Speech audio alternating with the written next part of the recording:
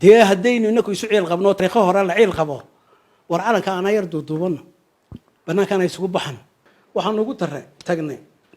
inama feedha qaawan oo sidii mudaharaadka lagu soo feedha qaawin jiray dadka loo soo feedha qaawiyay weer casna loo soo xidhay iyo dumar iyadoo dhaqankeena ahayn in dumarka la geeyo xabaalaha abaabulan oo waarada lagu soo guray wasiirka xanaanada xoolaha Soomaaliya Siciid Sulu Maxamed oo halkan oo wasaaradda xanaanada xoolaha saxaafadda kula hadlay ayaa waxa uu ka hadlay mudaharaadadii dhawaan ka dhacay waddanka iyo sidoo kale falkii ka dhacay xabaalaha Halaya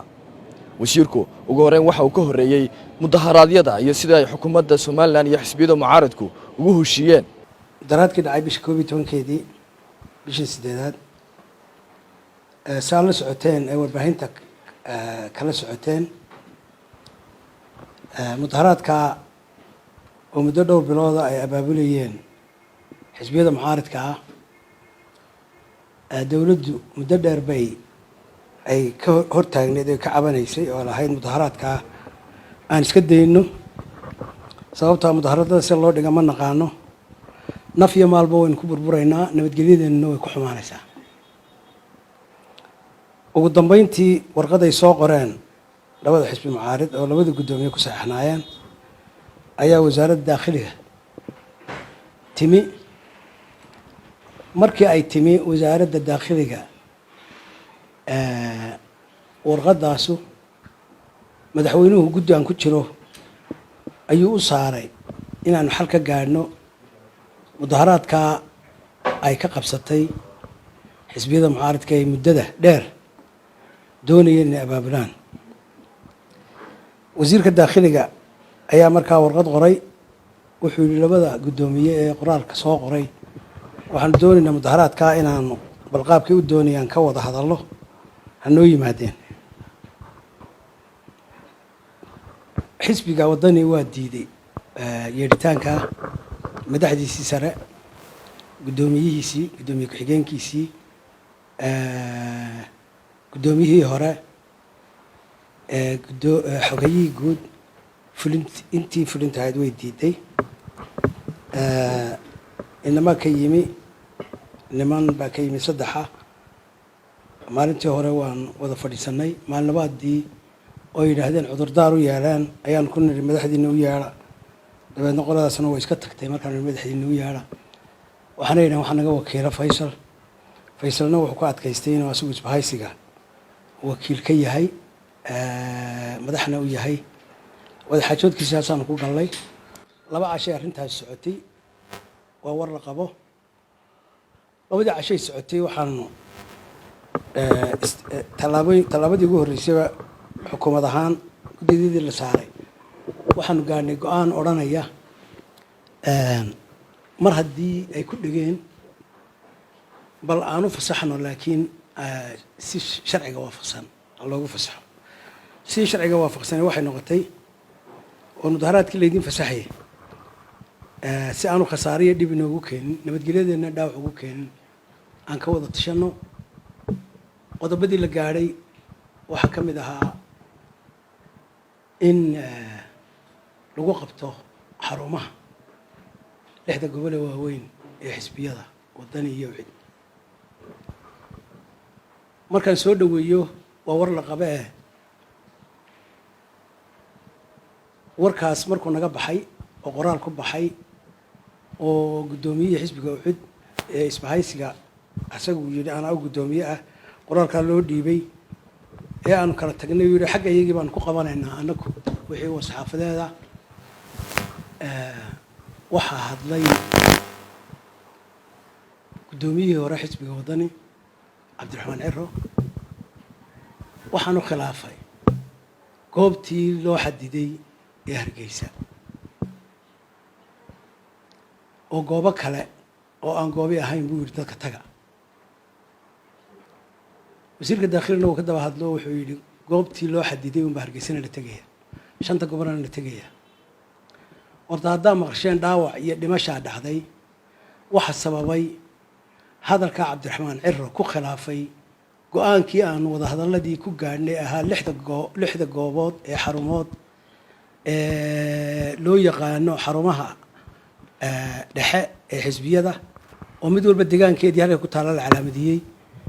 uu diiday oo itijaah kala siiyey mucaaridkii uu yidhi halkaa iyo halkaa taga khilaafkaa yimi ayaa keenay isku dhaca booliiska iyo dadweynihii ay soo abaabuleen ee mudaharaadayay waxay kaliftay 5 xaafadood marka laga reebo New Hargeysa in dadkii mudaharaadkii ka fadhiisteen oo ay diideen xaafadda oo aniguna deegaan u ahay aanan deganayna cirana ka soo jeedo ayay ku soo ururtay hodheelka maamuus ilaa kaalinta ilmo shukri oo ay dhex cararayeen asagiyo xirsi maalintaa wixii la dhigayay asbaabta dadka lagu laayeen ayagu sabab u hayeen hor kacayeen magaalada inteeda kale ma ogeen 5 gobol ee kale wax dhibi kamay dhicin marka laga reebo buuqii Hargeysa ka jiray markii Ceergaabo laga ogaaday iyagoo mudaharaadkoodu silmiye u dhacay ee la yiraahdo Hargeysa waa la isku dilayaa ama mudaharaadadii iyo dawladdu way iska hor yimaadeen ina iyaguna dib guriga soo noqdeen oo shiid bilaabeen taana uu ku nafwaayay Ceergaabo nin Uryaana oo agu go'aan oo wheelchair ku fadhiya oo aniga wasaaradayda shaqaalaheeda ahaa waxba teeraari ku dhacday magaalada Burcana sidaas la eg ayaa waxa dhacday markii dadku ka soo noqday mudaharaadkii oo si wacan subaxnimadii u dhigeen maamulka gobolka ciidamada amniga si wacan loo abaabulay sidii mudaharaad salmi loo abaabulay markii lagu soo noqday magaalada ee ziiriga la soo gaadhay ee telefoonadii cirriya uga direen xirsi halkan ay heleen ay yiraahdeen mudaharaad rabshado wada sameeya ayay cawaala suqaariya ilaa ziiriga ka bilaabantay intaasuna jifa gaaraba adeegta taas halkaa waxa kaaga cad mudaharaad faashila oo qoys qura ama deegaan yar oo qura oo muuqda mitiraysu jira ku soo ururay dadkii u dhashay intaana lagu leynayay ay doonayeen nimanka mudaharaadka soo abaabulay iyo booliisku inay iskaga hor yimaadaan khasaarihii ka dhashay mudaharaadka wuxuu noqday 5 qof 3 Hargeysay ku dhinteen 3 isku caayilad bay ahaayeen deegaankan New Hargeysa aan deganahay bay ay ka dhacday ninna wuxuu ku dhintay booliiskii operation ku jiray 2 gaadho oo iska duqeeyay ayaa asagana ku dhacay oo ninkaasuna mudaharaad kuma jirin ka hore Ceergaabana kuma jirin waxay ku soo ururtay khasaarihii goobtii ay hor kacayeen Cirriya xirsi ee Hargeysa oo 3 qof oo isku jifi ku dhinteen saacada markay waxa soo dhaceen dadkii waxa soo abaabulay farxay ka baxeen kuwii dhaawacmay kuwii dhintay midna may ogeyn xaaladooda annagoo mas'uuliyiinta qaranka ah khasab waxa nagu noqotay intaba inaanu ka war helno xaalkooda ogaano waxaanu dibadda u diro dhaawacooda halis yahay wax gudaha aan ku ilaalino meydkii oo talaajada geeyno xataa waxa dhacday dadkii ehliyada ahaa ee dadka dhinteen inaan loo tagin inaan la tacsiyadeyn muraad kala lahaa dadkan dad looma arkayne waxa loo arkayay dhiig loogu tala galay markii horeba ahaa ii dhinta iyo ii dhaawacma iyo xabadda laabta u dhiga oo kursi la doonayo in lagu gaaro ayaa ahay dadkana lama qiimeeyeen qadarinna ma ilahay annakoo dadka madaxdoodii ah oo mas'uuliyiintii ilaahay baday ah ayaa kaalintoodii galay waxaanu ku galay reernimo waxaanu ku galay dawladnimo waxaanu ku galay qaraabnimo waxba kala ma maahan waxa noo yimi oo xogaal arrinta waa maqaatina nooga ah jifooyinkii dadkaas ka dhasheen kuwii yimaadeen 3 goor baa ayaan ku jiray iyagoo badan 50 gaaraya 40 gaaraya oqaashoodii salaadintii wax garadkoodii baa socday khasaari dhac dawladda khasaarina qaata dhaawiciina dhaya maalinkan maanta meydkiina aan aasan ayaa arrintu ahay arrintaa dawladdaanu gudbiyey markii maadaama aan anigu deegaan u ahay meesha aan deegaanahay laygu yimi ilaa heer madaxweynaha u gudbiyey waxaan ilaahay ku mahadinayaa madaxweynaha iyo wasiiradii arrintaa loo xilsaarayba inay hawshaa si wanaagsan igala howlgaleen oo aan ku dadaalay inaan sharci loo eegin sababtoo ah xukuumadda go-aan bay qaadatay go-aankaasi wuxuu ahaa khasaaraha dhacay dhibtaa ciddii keensatay asbaabteeda lahayd in hay-adaha sharciga la horgeeyo meydkuna halkiisa yaallo cid uu ku caddaado waxaan ka codsaday dowladda ilaa heer madaxweyne kiiskuna ha socdo oo asbaabtu iyo kiisku ha socdeen mudday qaadanaysaa dadka dhaawaca iyo dadka dhintayna sidii innakoo dowladdoodii ah aan qaadanno tiyadooda dhaawacooda aan qaadanno aan ku dhayno dadku kamay dhiman mucaaridka ee mucaaridku kursi buu ku fuulayay innaku inaga dhinto shicibkeenni ah madaxweynahana waan uga mahadnaqayaa wasiiradii aan golaha ku wada jiray ee shanta ahaa aan ka mid ahaana waan uga mahadnaqayaa waana wada qaadan waxaa mahadnaqaa nala qaba oo noogu mahadnaqay guddiyadii naloo soo diray salaadiinta lahaa awqaasha lahaa waxgaradka lahaa baxushariga lahaa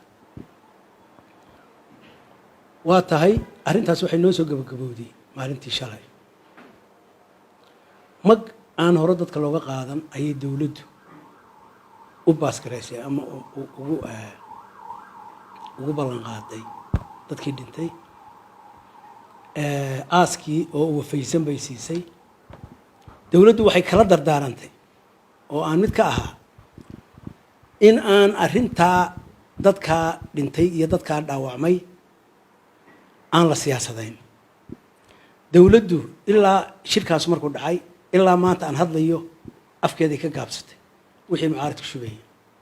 oo ogtiinoo xirsi wuxuu shubayay cid ugama jawaabin waxaa nagoo codsaday inaanaanu jawaabin odayaal isxilqaamay oo deegaanka niyo hargeysa ah oo aa arkayseen hawshaa inay dhex galaan ayaa markii xirsi hadlay yidhi ha ka daba hadlin waanu ka aqbalnay intaanu hawshaa wanaag ka geli karaynay ayaanu ka galnay shalay amba bixii aan odayaasha ku kala baxnay arrintaa horta marka hore waxaan annaka aasayna dowlad ahaan waxay naga codsadeen may ahradeedu ha aasato haddaba yaan la siyaasadayn haddii la siyaasadeeyo arrintaas waxay idinka gelaysaa meel xun ama khatar bay idinku noqonaysaa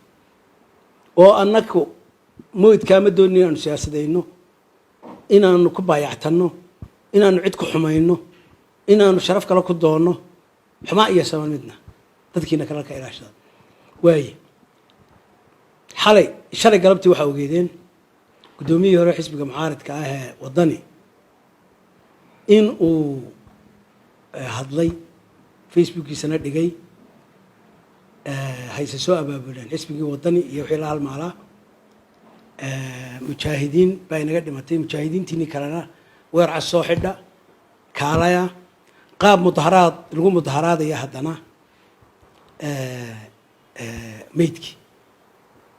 oo kicin dambe oo dadweyne lagu samaynayo halkan waxaa fadhiya diijigii wasaaradda reer guuraaga oo isaguna jifadaa ah wax ka dhinteen labayadaa dowladda aada uga shaqaynaynaa hawsha ballantaasaan soo qaadnay waxaanu dadweynaha u sheegaynaa 7 casho 6 cashay dadku mootanaayeen min khamiistii ilaa arbaco maanta ah mucaaradku inaanu meydkaasi soo dultaagin ehelyadoodana aan tacsiyadayn una tegin hadday tahay tacsi afa iyo hadday waxtar kala tahay midna ula tegin sidoo kale wasiir Siciid Sulub Maxamed waxa uu ka hadlay qaabkii iyo falkii cidda ka dambeysay maanta ka dhacay xabaalaha halaya ee bariga magaalada Hargeysa kuwaasoo lagu aasiyay mudaharaadayaashii ku dhawaan ku dhintay Hargeysa meydka markaan saaka soo saaray oo annagu ambalaasyada ku soo qaadnay oo aanu keenay guryahay ka dhinteen oo aanu soo galbinaan aanu ka hadhin oo halkaa lagu maydhay oo masaajidka aanu geynay oo lagaga tukaday waxay abaabulayeen intaasay ku jireen xisbiyada mucaaridkii siday mudaharaad dambe ama rabshado dambe hilbaha la aasayay uga dul samayn lahaayeen dowladda waxaa ka tegay aniga iyo dhiijiga gabayxadii markaanu meesha tagnay waana la soo dhaweeyey dadweynaha wixii wax garad ah waxaan ugu tagnay inama feedha qaawan oo sidii mudaharaadka lagu soo feedha qaawin jiray dadka loo soo feedha qaawiyey weer casna loo soo xidhay iyo dumar iyadoo dhaqankeena ahayn in dumarka la geeyo xabaalaha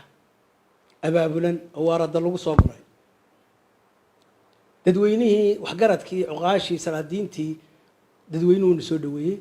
waanu nooga mahadnaqay dowladdu ilaa heer madaxweyne halkay iska taagtay khasaaraha dhacay iyo sidii looga shaqeeyey sidaa annakoo ah ayaa waxaa yimi madaxdii xisbiga waddani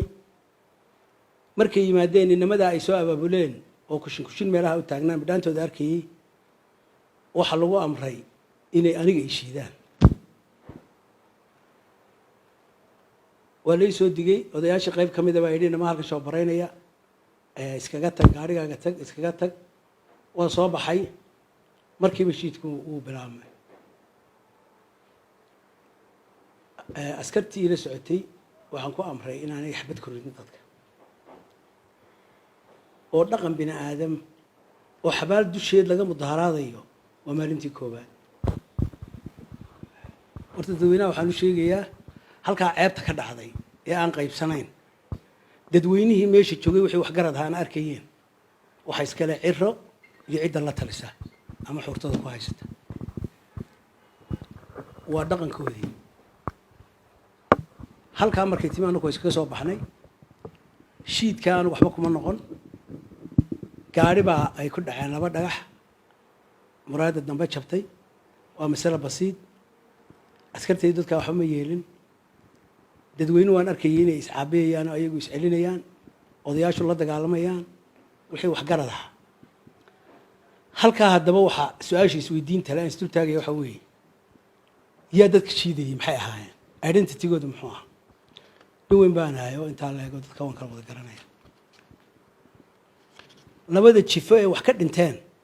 jifo ka mida bay ahaayeen iyo dad looma ooyaan oo dadka ciyaal suuqa ciyaal kudaafka ay haystaanee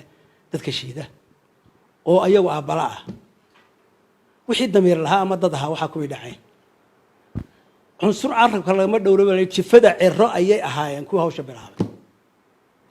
reerka kale waxba saari maayo waxa soo raacayana waxa weeyaan dad aan identityga dadka dhintay iyo eryadooda toona ahayn oo ayagu urursadeen oo dadka ay ugu talagaleen nabadgelyada inay ku burburiyaan ee qaarna la hayo xabsiyada lagu hayo qaarna ay suuqyada ku jiraan oo ilaa xad loogu talagalay inay dad ku laayaan sharciyada halkaa waxaan leeyahay sida cira damcay si uu ku fuulayo maaha kursi si uu madaxweyne ku noqonayana maaha sida cira damcay waxa weeye dalkan in umalada wax ka dhaco la isdilo oo yaa isdilayaa hadduu ku socdo madaxweynaha iyo maalinkan maanta ah dowladda maba gaadhayo oo arrintiisu waa cawaalo suqaar iyo sirooge inta ku nool baa cawaalo suqaar iyo sirooge isdilaysadee aniga waa markii saddexaad oo aanan labada goor ka hadlina hore markii horena inuu abaabulay oo xaafadooda u badan habeenkii buuggii waa ogeedeen kamana hadlin juuqna kama odhan maalintan 11kii ee la mudaharaadayeyna asaga iyo xirsi oo horkacaya ayay gurigay ku soo mudaharaadeen askartii la joogtay baa caabiday shiidayeen shiitamayeen gurigayga way yaqaaneen ku talagal bay ahayd abaabul bay ahayd tanna waa tii saddexaad sidaa markay u dhacdo war cira cawaalo suqaar iyo sirooga cidda ku nooli waa aniga cid kaleba maahee halkuu ka gaadhaya madaxtooyada bal dadweynahan weydiiyey somalilan isgaadhi maayaan ciriga cidduu cadaawadda la rabaa manuu garan dariiqa u marayo waxaana la yidhi ninku hadduu ambado xaggu u ambaday gurigoodii buu moodaya dariiqii madaxtooyada uu u mari lahaa cira wuu ka ambaday dariiq khaldan buu maray dariiq jafadiisi isku dilayso oo isdili doonto oo nin walba wuxuu ahaa noqon doono ayuu gaadhay calanka isu keenhoday calanka haddaynu doonno aynu ku heshiino sida cira wado dee haddaynu inaku isu ciil qabno taariikho hore la ciil qabo war calanka ana yar duuduubanno bannaankaan ay isugu baxno xadaaradan iyo wanaaggan aynu gaadhnay beenta ka sheegnay muraayadahana aan ka dhex baxno yaan inaga burburin dibadda isugu baxno markaynu soo kala ciil beelo bal hadda wixii soo haraa ay isku soo noqdeen waa sida cirro wado taladeeda aniga maaha aniga taladeeda waxa weeye taa aan dawladda ku qaadsiiyey waxaan dow loogu lahay ayay taladeeda ahayd imikii haatanna waxaan u arkaa in dalkanu badbaado u baahan yahay wixii aan dawladda ka hor joognay ee awooddeeda ahayd ee sharcigeeda ahayd ee sharcigii faraa lagu qaadanayey ee aanu naseexo iyo jiirwaa tuug lahayna aanu ka daaya lahayn dib u odhan mayno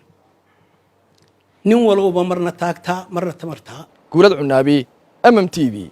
hargeysa